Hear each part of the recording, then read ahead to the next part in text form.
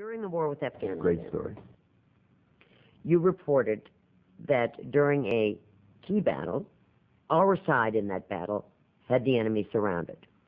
There were a reported perhaps 8,000 enemy forces in there. Maybe even more, but certainly minimum that many.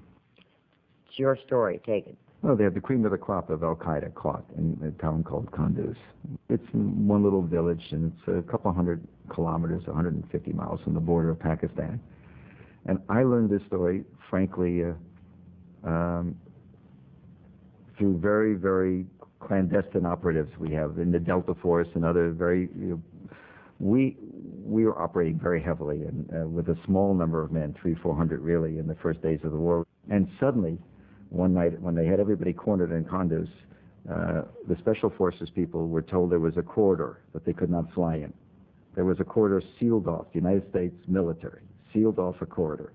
In other words, nobody could shoot anybody in this little lane that went from Kunduz into Pakistan.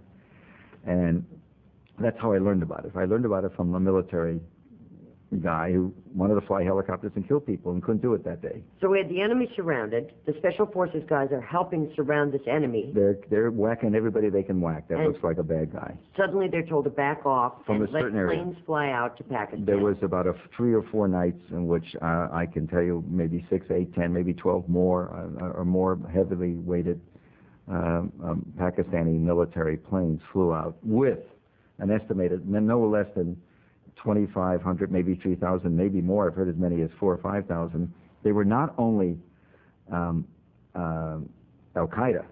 but they were also, you see, the Pakistani ISI was the military advisors to the Taliban and Al-Qaeda. There were dozens of senior Pakistani military officers, including 2 generals, who flew out. And I also learned after I wrote this story that maybe even some of bin Laden's immediate family were flown out on those evacuations. We allowed them to evacuate. We had an evacuation.